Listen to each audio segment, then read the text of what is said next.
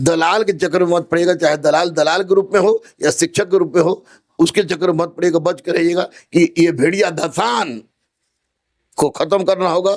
Teacher पढ़ाने का शौक ही है इतना, तो दिन भर पढ़ाई। अरे शिक्षक ऐसे हैं जो 50, 100, 200 लड़का को पढ़ाते हैं, उसी से अपनी बेटी बेटा परिवार पत्नी माँ बाप का देखभाल करते हैं, तो वो लोग तो ऐसा कर नहीं सकते। साईं उतना दीजिए, जामे कुटुंब समाए, मैं भी भूखा ना रहूं साधु ना भूखा जाए। उस समय तक आंदोलन करें जब तक कि इस तरह पर पूरी तरह से दोषी पकड़ा नहीं जाता है। मुख्यमंत्री भी सजग है, पूरा प्रशासन भी सजग है, और मैं भी सजग हूँ। मैं भी कुछ भी किसी हद तक गुजर सकता हूँ अगर इस तरफ इस बार गड़बड़ हुई तो। और जहाँ पर 200 बैठने की कैपेसिटी, वहां पर 700 बैठा के पढ़ाया जाता होगा, तो वहां भेजिएगा कि 1 पोस्ट 1 व्यक्ति वाली बात लागू करे सरकार। 3.0 में एक भी सीट खाली नहीं हो।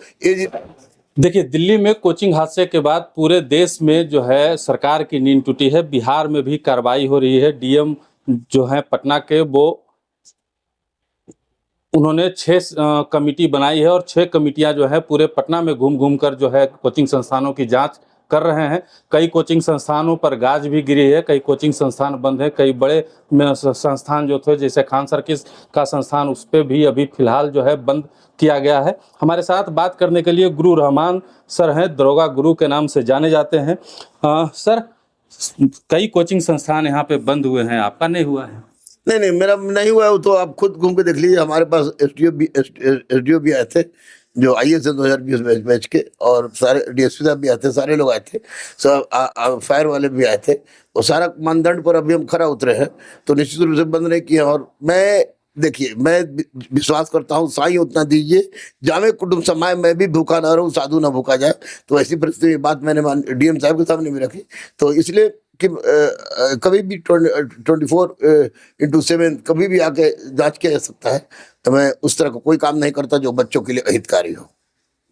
जिस तरह की कार्रवाई प्रशासन के द्वारा की जा रही है, आप उसे सही मानते हैं कि गलत? 2000% सही मानते हैं।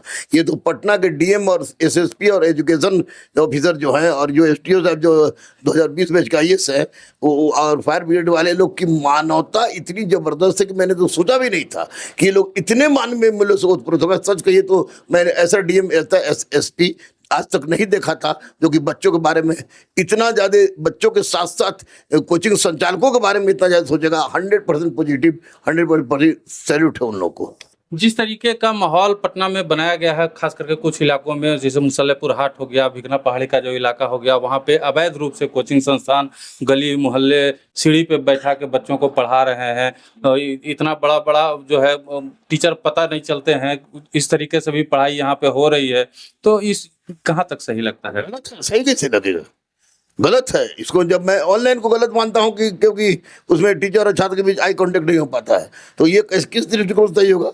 आप सोचिए कि आपका बच्चा होगा, मेरा बच्चा होगा, और जहाँ पर 200 बैठने की कैपेसिटी, वहाँ पर 700 बैठा के पढ़ाया जाता होगा, तो वहाँ भेजिएगा? हम भेजेंगे? नहीं भेजेंगे। साफ छात्रों की जिंदगी से खिलवाड़ है। ये दिल्ली में हत्या हुई है छात्रों की, 3 छात्रों की हत्या हुई है संचालकों के द्वारा, और निश्चित रूप से बिहार में इस तरह की घटना न घटे, इसीलिए माननीय डीएम साहब और एसएसपी साहब और शिक्षा अधिकारी जो थे, उनके द्वारा उठाया गया कोई भी स्टेप सराहनीय है और सैल्यूट योग है। तमाम जो कोचिंग संस्थान के संचालक हैं, उनके साथ जो है जिला प्रशासन की एक बैठक हुई है। उस बैठक में आप भी गए थे, क्या क्या बातें हुई, क्या कुछ निकल कर सामने आया? नहीं, स्पष्ट रूप से उन लोगों ने स्पष्ट रूप से कहा कि देखिए, जैसे कोचिंग इंडस्ट्री की बात हो रही थी कि कहीं दूर दराज के इलाके में किया जाए, तो दूर दराज इलाके में मैंने भी इसमें कहा था कि सर देखिए, दूर दराज इलाके में किसी कोचिंग संस्थान का फीस 2.5 लाख रुपया है, किसी कोचिंग संस्थान का फीस 2 लाख रुपया है, किसी कोचिंग संस्थान में 1 रुपया भी नहीं छोड़ा जाता है। तो उन लोगों के लिए तो चलिए ठीक है कि वो अपना जमीन खरीद के सब कुछ बना लेंगे दूर पर, लेकिन बहुत सारे शिक्षक ऐसे हैं जो 50, 100, 200 लड़का को पढ़ाते हैं, उसी से अपनी बेटी बेटा परिवार पत्नी माँ बाप का देखभाल करते हैं, तो वो लोग तो ऐसा कर नहीं सकते, तो ये असमानता हो जाएगी। तो ये आगे की बात है, इधर होने नहीं जा रहा है, 10-15 साल बाद होगा। लेकिन वर्तमान में जो सुविधा होनी चाहिए जिससे बच्चे का मृत्यु तो छोड़ दीजिए, बच्चे के साथ अगर किसी तरह का चोट चाट भी लगता है तो वो उस तरह का बिल्कुल गलत है। और जो भी मानदंड जो निर्धारित है 2010 के कोचिंग एक्ट के तहत, उसी कोचिंग एक्ट पर मूल रूप से फोकस था डीएम सर का, मूल रूप से फोकस था एसएससी सर का, मूल रूप से फोकस था आपको डिस्ट्रिक्ट एजुकेशन जो ऑफिसर थे उनका, मूल रूप से फोकस था एडीएम लॉ एंड ऑर्डर का और सीनियर एसपी सर का। जो तो जब ये फोकस है तो उसको लागू करने में क्या दिक्कत है, उसको कीजिए। लेकिन सबसे बड़ी बात है कि ये भेड़िया धसान को खत्म करना होगा। टीचर पढ़ाने का शौक ही है इतना तो दिन भर पढ़ाइए, लेकिन बच्चे का बैच छोटा होना चाहिए, क्योंकि बड़े बैच में अगर भगदड़ की स्थिति होती है तो वैसी स्थिति में बहुत सारी घटना होगी। यहाँ भले पानी नहीं, बाढ़ नहीं आवे, लेकिन आग शॉर्ट सर्किट हो सकता है। बिल्कुल हो सकता है। तो वैसी परिस्थिति में इस तरह को बचाने की आवश्यकता है। और डीएम साहब और जितने भी अधिकारी थे उन लोगों को मैं बहुत कोटि कोटि धन्यवाद देता हूँ कि उन लोगों ने इस तरह का कार्य किया। सर, अंतिम सवाल मेरा ये रहेगा कि बिहार में बीपीएससी टीआरई 3.0 और बिहार पुलिस की परीक्षा होने वाली है, छात्रों को क्या संदेश दरोगा गुरु रहमान सर के तरफ से मिलेगा? देखिए, सिपाही वाला लोग के लिए तो आज से मैंने 4 बजे से मैराथन शुरू किया है लगातार, जब तक ये लोग का परीक्षा चलता रहेगा लगातार शुरू करेंगे। मैं हूँ, कुमार परवीन है, इसमें आपको सदर सर है, जो सदर सर हैं, रजनीश सर हैं, किशोर कुणाल सर हैं, अमरजीत सर है। हम लोगों ने लगातार शुरू किया है फ्री ऑफ कॉस्ट। वो लगातार मैराथन चलेगा, आपको यूट्यूब पर चलेगा। बच्चों को मैं यही कहूँगा, कोई भी नया चीज़ मत पढ़िए, जो पढ़े उसी को देखते जाइए। करेंट अफेयर्स थोड़ा सा आप उसको रिवाइज कर लीजिएगा। दलाल के चक्कर में मत पड़िएगा, चाहे दलाल के रूप में हो या शिक्षक के रूप में हो, उसके चक्कर में मत पड़िएगा, बच के रहिएगा। इस बार कोई भी गलत गुंडागर्दी होगी तो निश्चित रूप से माननीय मुख्यमंत्री भी नहीं छोड़ेंगे, प्रधानमंत्री भी अपना निकालिए दिए हैं एंटी करप्शन बिल, और बिहार में भी लागू हो ही गया है। तो मुख्यमंत्री भी सजग है, पूरा प्रशासन में सजग है, और मैं भी सजग हूँ। मैं भी कुछ भी किसी हद तक गुजर सकता हूँ अगर इस बार गड़बड़ हुई तो। धांधली सेटिंग और जो है पेपर लीक पिछली बार की तरह इस बार भी अगर हुआ तब क्या रुख रहेगा? मैं रोड पर अहिंसात्मक आंदोलन के लिए उतरूंगा।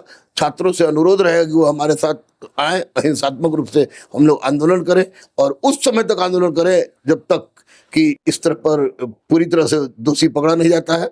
उसके लिए हम लोग प्रयास करेंगे। मैं पीछे कभी नहीं हटा हूँ, ना हटूंगा।